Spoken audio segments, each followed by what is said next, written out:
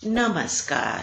सुनो कहानी श्रृंखला के अंतर्गत प्रस्तुत है कहानी अमृत, जिसके लेखक हैं मुंशी प्रेमचंद जी। मेरी उठती जवानी थी जब मेरा दिल दर्द के मजे से परिचित हुआ। कुछ दिनों तक शायरी का अभ्यास करता रहा और धीरे धीरे इस शौक ने तल्लीनता का रूप ले लिया। सांसारिक संबंधों से मुंह मोड़कर अपनी शायरी की दुनिया में आ बैठा और 3 ही साल की मशक ने मेरी कल्पना के जौहर खोल दिए। कभी कभी मेरी शायरी उस्तादों के मशहूर कलाम से टक्कर खा जाती थी। मेरी कलम ने किसी उस्ताद के सामने सर नहीं झुकाया। मेरी कल्पना एक अपने आप बढ़ने वाले पौधे की तरह छंद और पिंगल की कैदों से आबाद बढ़ती रही और ऐसे कलाम का ढंग निराला था। मैंने अपनी शायरी को फारस से बाहर निकालकर यूरोप तक पहुंचा दिया। यह मेरा अपना रंग था। इस मैदान में न मेरा कोई प्रतिद्वंद्वी था, न बराबरी करने वाला। बावजूद इस शायरों जैसी तल्लीनता के मुझे मुशायरों की वाह वाह और सुभान अल्लाह से नफरत थी। हाँ, काव्य रसिकों से बिना अपना नाम बताए हुए अक्सर अपनी शायरी की अच्छाइयों और बुराइयों पर बहस किया करता, तो मुझे शायरी का दावा न था। मगर धीरे धीरे मेरी शोहरत होने लगी और जब मेरी मसनवी दुनियाए हुस्न प्रकाशित हुई तो साहित्य की दुनिया में हलचल सी मच गई। पुराने शायरों ने काव्य मर्मज्ञों की प्रशंसा कृपणता में पोथे के पोथे रंग दिए हैं, मगर मेरा अनुभव इसके बिल्कुल विपरीत था। मुझे कभी कभी यह ख्याल सताया करता कि मेरे कद्रदानों की यह उदारता दूसरे कवियों की लेखनी की दरिद्रता का प्रमाण है। यह ख्याल हौसला तोड़ने वाला था। बहरहाल जो कुछ हुआ, दुनियाए हुस्न ने मुझे शायरी का बादशाह बना दिया। मेरा नाम हर एक जबान पर था, मेरी चर्चा हर एक अखबार में थी। शोहरत अपने साथ दौलत भी लाई। मुझे दिन रात शेर व शायरी के अलावा और कोई काम न था। अक्सर बैठे बैठे रातें गुजर जाती और जब कोई चुभता हुआ शेर कलम से निकल जाता तो मैं खुशी के मारे उछल पड़ता। मैं अब तक शादी ब्याह की कैदों से आजाद था, या यूं कहिए कि मैं उसके उन मजों से अपरिचित था जिनमें रंज की तलखी भी है और खुशी की नमकीनी भी। अक्सर पश्चिमी साहित्यकारों की तरह मेरा भी ख्याल था कि साहित्य के उन्माद और सौंदर्य के उन्माद में पुराना बैर है। मुझे अपनी जबान से कहते हुए शर्मिंदा होना पड़ता है कि मुझे अपनी तबीयत पर भरोसा न था। जब कभी मेरी आंखों में कोई मोहनी सूरत घूम जाती तो मेरे दिल दिमाग पर एक पागलपन सा छा जाता। हफ्तों तक अपने को भूला हुआ सा रहता। लिखने की तरफ तबीयत किसी तरह न झुकती। ऐसे कमजोर दिल में सिर्फ एक इश्क की जगह थी। इसी डर से मैं अपनी रंगीन तबीयत के खिलाफ आचरण शुद्ध रखने पर मजबूर था।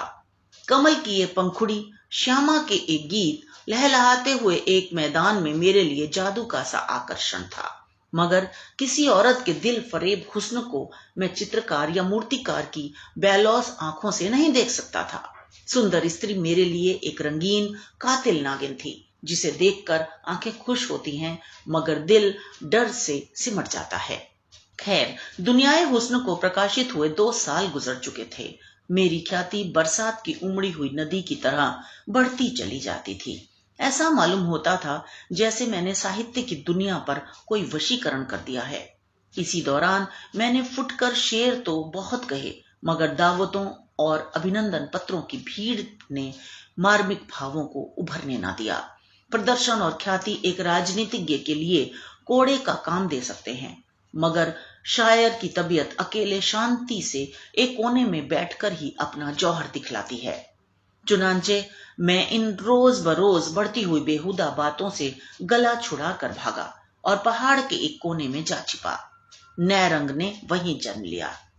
नए रंग के शुरू करते ही मुझे एक आश्चर्यजनक और दिल तोड़ने वाला अनुभव हुआ। ईश्वर जाने क्यों मेरी अक्ल और मेरी चिंतन पर पर्दा पड़ गया। घंटों तबीयत पर जोर डालता मगर एक शेर भी ऐसा न निकलता कि दिल भड़क उठे। सूझते भी तो दरिद्र पिटे हुए विषय जिनसे मेरी आत्मा भागती थी। मैं अक्सर झुंझला कर उठ बैठता, कागज फाड़ डालता और बड़ी बेदिली की हालत में सोचने लगता कि क्या मेरी काव्य शक्ति का अंत हो गया। क्या मैंने वह खजाना जो प्रकृति ने मुझे सारी उम्र के लिए दिया था इतनी जल्दी मिटा दिया। कहाँ वह हालत थी कि विषयों की बहुतायत और नाजुक ख्यालों की रवानी कलम को दम नहीं लेने देती थी। कल्पना का पंछी उड़ता तो आसमान का तारा बन जाता था और कहां अब यह पस्ती, यह करुण दरिद्रता। मगर इसका कारण क्या है? यह किस कसूर की सजा है? कारण और कार्य का दूसरा नाम दुनिया है। जब तक हमको क्यों का जवाब न मिले, दिल को किसी तरह सब्र नहीं होता। यहां तक कि मौत को भी इस क्यों का जवाब देना पड़ता है। आखिर मैंने एक डॉक्टर से सलाह ली। उसने आम डॉक्टरों की तरह आबो हवा बदलने की सलाह दी। मेरी अक्ल में भी यह बात आई कि मुमकिन है नैनीताल की ठंडी आबो हवा से शायरी की आग ठंडी पड़ गई हो। 6 महीने तक लगातार घूमता फिरता रहा, अनेक आकर्षक दृश्य देखे, मगर उनसे आत्मा पर वह शायराना कैफियत न छाती थी कि प्याला छलक पड़े और खामोश कल्पना खुद ब खुद चहकने लगे। मुझे अपना खोया हुआ लाल न मिला। अब मैं जिंदगी से तंग था। जिंदगी अब मुझे सूखे रेगिस्तान जैसी मालूम होती, जहां कहीं कोई जान नहीं, ताजगी नहीं, दिलचस्पी नहीं। हर दम दिल पर एक मायूसी सी छाई रहती और दिल खोया खोया रहता। दिल में यह सवाल पैदा होता कि क्या वह 4 दिन की चांदनी खत्म हो गई और अंधेरा पा खा गया। आदमी की संगत से बेजार, हम जिस्म की सूरत से नफरत, मैं एक गुमनाम कोने में पड़ा हुआ जिंदगी के दिन पूरे कर रहा था। पेड़ों की चोटियों पर बैठने वाली, मीठे राग गाने वाली चिड़िया क्या पिंजरे में जिंदा रह सकती है? मुमकिन है कि वह दाना खाए, पानी पिए, मगर उसकी इस जिंदगी और मौत में कोई फर्क नहीं है। आखिर जब मुझे अपनी शायरी के लौटने की कोई उम्मीद नहीं रही, तो मेरे दिल में यह इरादा पक्का हो गया कि अब मेरे लिए शायरी की दुनिया से मर जाना ही बेहतर होगा। मुर्दा तो हूं ही, इस हालत में अपने को जिंदा समझना बेवकूफी है। आखिर मैंने एक रोज कुछ दैनिक पत्रों में अपने मरने की खबर दे दी। उसके छपते ही मुल्क में कोहराम मच गया, तहलका मच गया। उस वक्त मुझे अपनी लोकप्रियता का कुछ अंदाजा हुआ। यह आम पुकार थी कि शायरी की दुनिया की किश्ती मंझधार में डूब गई, शायरी की महफिल उखड़ गई। पत्र पत्रिकाओं में मेरे जीवन चरित्र प्रकाशित हुए, जिनको पढ़कर मुझे उनके एडिटरों की आविष्कार बुद्धि का कायल होना पड़ा। न तो मैं किसी रईस का बेटा था और न मैंने रईसी की मसनत छोड़कर फकीरी अख्तियार की थी। उनकी कल्पना वास्तविकता पर छा गई थी। मेरे मित्रों में एक साहब ने, जिन्हें मुझसे आत्मीयता का दावा था, मुझे पीने पिलाने का प्रेमी बना दिया था। वह जब कभी मुझसे मिलते, उन्हें मेरी आंखें नशे से लाल नजर आती। अगरचे इसी लेख में आगे चलकर उन्होंने मेरी इस बुरी आदत की बहुत सहृदयता से सफाई दी थी, क्योंकि रूखा सूखा आदमी ऐसे मस्ती के शेर नहीं कह सकता था। ताहम हैरत है कि उन्हें यह सरीहन गलत बात कहने की हिम्मत कैसे हुई। खैर, इन गलत बयानियों की तो मुझे परवाह न थी। अलबत्ता यह बड़ी फिक्र थी, फिक्र नहीं, एक प्रबल जिज्ञासा थी कि मेरी शायरी पर लोगों की जबान से क्या फतवा निकलता है। हमारी जिंदगी के कारनामे की सच्ची दाद मरने के बाद ही मिलती है, क्योंकि उस वक्त वह खुशामद और बुराइयों से पाक साफ होती है। मरने वालों की खुशी या रंज की कौन परवाह करता है। इसलिए मेरी कविता पर जितनी आलोचनाएं निकली हैं, उसको मैंने बहुत ही ठंडे दिल से पढ़ना शुरू किया। मगर कविता को समझने वाली दृष्टि की व्यापकता और उसके मर्म को समझने वाली रुचि का चारों तरफ अकाल सा मालूम होता था। अधिकांश जौहरियों ने एक एक शेर को लेकर उनसे बहस की थी, और इसमें शक नहीं कि वे पाठक की हैसियत से उस शेर के पहलुओं को खूब समझते थे। मगर आलोचक का कहीं पता न था। नजर की गहराई गायब थी। समग्र कविता पर निगाह डालने वाला कवि, गहरे भावों तक पहुंचने वाला कोई आलोचक दिखाई न दिया। एक रोज मैं प्रेतों की दुनिया से निकलकर घूमता हुआ अजमेर की पब्लिक लाइब्रेरी में जा पहुंचा। दोपहर का वक्त था। मैंने मेज पर झुककर देखा कि कोई नई रचना हाथ आ जाए तो दिल बहलाऊं। यकायक मेरी निगाह एक सुंदर पत्र की तरफ गई, जिसका नाम था कलमे अख्तर। जैसे भोला बच्चा खिलौने की तरफ लपकता है, उसी तरह झपटकर मैंने उस किताब को उठा लिया। उसकी लेखिका मिस आयशा आरिफ थी। दिलचस्पी और भी ज्यादा हुई। मैं इत्मीनान से बैठकर उस किताब को पढ़ने लगा। एक ही पन्ना पढ़ने के बाद दिलचस्पी ने बेताबी की सूरत अख्तियार की। फिर तो मैं बेसुधी की दुनिया में पहुंच गया। मेरे सामने गोया सूक्ष्म अर्थों की एक नदीम लहरें मार रही थी। कल्पना की उड़ान, रुचि की स्वच्छता, भाषा की नरमी, काव्य दृष्टि ऐसी थी कि हृदय धन्य धन्य हो उठता था। मैं एक पैराग्राफ पढ़ता, फिर विचार की ताजगी से प्रभावित होकर एक लंबी सांस लेता और तब सोचने लगता इस किताब को सरसरी तौर पर पढ़ना असंभव था। यह औरत थी या सुरुचि की देवी? उसके इशारों से मेरा कलाम बहुत कम बचा था, मगर जहां उसने मुझे दाद दी थी वहां सच्चाई के मोती बरसा दिए थे। उसके एतराजों में हमदर्दी और प्रशंसा में भक्ति थी। शायर के कलाम को दोषों की दृष्टियों से नहीं देखना चाहिए। उसने क्या नहीं किया यह ठीक कसौटी नहीं, बस यही जी चाहता था कि लेखिका के हाथ और कलम चूम लूं। सफीर भोपाल के दफ्तर से एक पत्रिका प्रकाशित हुई। मेरा पक्का इरादा हो गया। तीसरे दिन शाम के वक्त मैं मिस आयशा के खूबसूरत बंगले के सामने हरी हरी घास पर टहल रहा था। मैं नौकरानी के साथ एक कमरे में दाखिल हुआ। उसकी सजावट बहुत सादी थी। पहली चीज पर निगाहें पड़ी वह मेरी तस्वीर थी जो दीवार पर लटक रही थी। सामने एक आईना रखा हुआ था। मैंने खुदा जाने क्यों उसमें अपनी सूरत देखी। मेरा चेहरा पीला और कुम्हलाया हुआ था। बाल उलझे हुए, कपड़ों पर गर्द की एक मोटी तह जमी हुई परेशानी की जिंदा तस्वीर थी। उस वक्त मुझे अपनी बुरी शक्ल पर सख्त शर्मिंदगी हुई। मैं सुंदर ना सही, मगर इस वक्त तो सचमुच चेहरे पर फटकार बरस रही थी। अपने लिबास के ठीक होने का यकीन हमें खुशी देता है। अपने फूहड़पन का जिस्म पर इतना असर नहीं होता जितना दिल पर। हम बुजदिल और बेहौसला हो जाते हैं। मुझे मुश्किल से 5 मिनट गुजरे होंगे कि मिस आयशा तशरीफ लाईं। सांवला रंग था, चेहरा एक गंभीर घुलावट से चमक रहा था। बड़ी बड़ी नरगिसी आंखों से सदाचार की, संस्कृति की रोशनी झलकती थी। कद मझोले से कुछ कम, अंग प्रत्यंग छरहरे सुथरे, ऐसी हल्की फुल्की कि जैसे प्रकृति ने उसे इस भौतिक संसार के लिए नहीं, किसी काल्पनिक संसार के लिए सिरजा है। कोई चित्रकार कला की उससे अच्छी तस्वीर नहीं खींच सकता था। मिस आयशा ने मेरी तरफ दबी निगाहों से देखा, मगर देखते देखते उसकी गर्दन झुक गई और उसके गालों पर लाज की एक हल्की परछाई नाचती हुई मालूम हुई। जमीन से उठकर उसकी आंखें मेरी तस्वीर की तरफ गईं और फिर सामने पर्दे की तरफ जा पहुंची। शायद उसकी आड़ में छिपना चाहती थी। मिस आयशा ने मेरी तरफ दबी निगाहों से देखकर पूछा, आप स्वर्गीय अख्तर के दोस्तों में से हैं? मैंने सिर नीचा किए हुए जवाब दिया, मैं ही बदनसीब अख्तर हूं। आयशा एक बेखुदी के आलम में कुर्सी पर से खड़ी हुई और मेरी तरफ हैरत से देखकर बोली, दुनियाए हुस्न के लिखने वाले?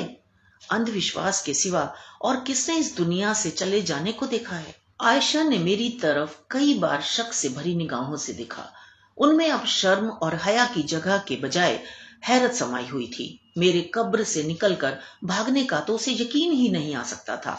शायद वह मुझे दीवाना समझ रही थी। उसने दिल में फैसला किया कि इस आदमी मरहूम शायर का कोई करीबी अजीज है। शक्ल जिस तरह मिल रही थी वे दोनों के एक खानदान के होने का सबूत थी। मुमकिन है कि भाई हो। वह अचानक सदमे से पागल हो गया है। शायद उसने मेरी किताब देखी होगी और हाल पूछने के लिए चला आया। अचानक उसे ख्याल गुजरा कि किसी ने अखबारों को मेरे मरने की झूठी खबर दे दी हो और मुझे उस खबर को काटने का मौका ना मिला हो।